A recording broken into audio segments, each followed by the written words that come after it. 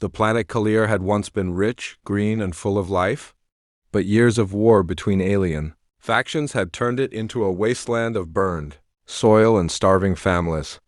Most species fled long ago. Only the poorest remained, those who had nowhere to go, no ships to escape, and no hope left. When humanity finally arrived on the planet, they didn't come as conquerors. They came as settlers, hoping to rebuild the land with their advanced farming, machines, and terraforming equipment. To the desperate natives, the humans were strange newcomers, strong, well-fed, and organized. One morning, as the rising sun revealed the dusty fields, a human farmer named Elias Grant found someone standing at the edge of his land. She was tall, thin, and trembling. Her skin was pale blue, cracked from hunger and wind.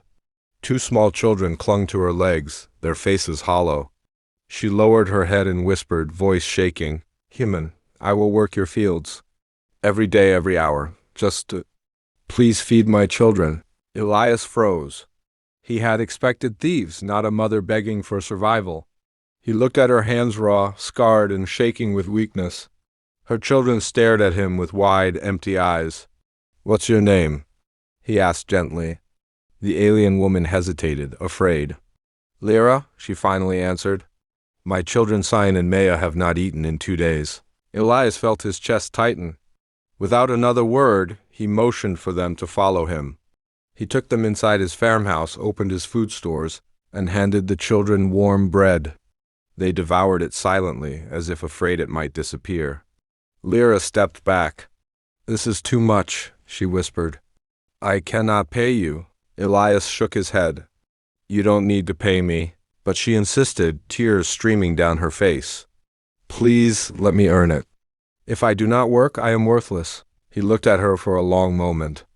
The hopelessness in her voice cut deeper than any weapon. "All right," he said softly. "If work gives you dignity, you can help me. But you're not my servant, Lyra. You're my neighbor." Something broke inside her, then not in pain, but relief. For years, she had been treated like dirt, like a burden. This was the first kindness she had received since the war ended. From that day onward, Lyra came to Elias's fields every morning. She was weak at first, but she pushed herself. Elias gave her small tasks, sorting seeds, monitoring soil readings, helping repair irrigation lines. He taught her how human farming drones worked, how to read the digital soil maps, how to operate the water recyclers. She learned fast, faster than he expected. As weeks passed, the land around Elias's farm began to turn green again. Lyra's children played with human settlers. Her health improved. Her eyes no longer looked empty. But not everyone approved. Some humans whispered, "Why help aliens? They caused their own problems." Some aliens hissed, "She works for humans. She has no pride." Lyra heard it all. Elias heard it too. One evening, after a long day of work, she asked quietly, "Why do you keep helping us, even when your own people question you?" Elias looked at the field once barren, now glowing with young crops. "My grandfather used to say something," he replied. "The soil doesn't care what species you are. If you plant a seed, it will grow. But only if someone is kind enough to plant it." Lyra lowered her gaze, touched more deeply than she could express. But peace never lasts long on Kier. One night, a starving alien band invaded the settlement. They stormed the farms, looking for food. When they reached Elias's barn, Lyra stood in front of it, blocking them. "This food feeds children," she pleaded.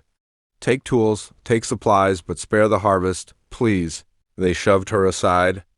Elias arrived seconds later, armed with nothing but a shock baton. He faced the raiders without fear.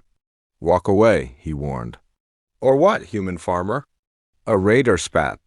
"You'll fight us for aliens who should be dead?" Elias didn't answer.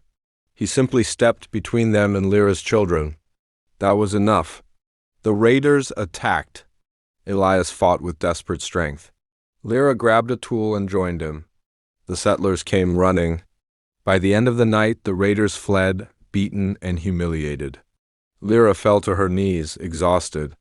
"You protected us," she whispered. "Not because we worked for you, but because we mattered." Elias pulled her to her feet. "On Earth," he said softly. A family is anyone you refuse to abandon. Word spread quickly. Humans and aliens on Kier began helping each other more openly. Farming expanded. Water returned to the soil. Homes were rebuilt, and the planet slowly healed. Months later, as the fields bloomed with golden crops, Lyra stood beside Elias, her children running between the vines. You gave us life again, she said. I came to you trying to earn food, but you gave us something no one had given for years. What's that? He asked. Hope, Elias smiled. You gave it to us too, Lyra, and for the first time in a long time, Kier felt like a world worth living on.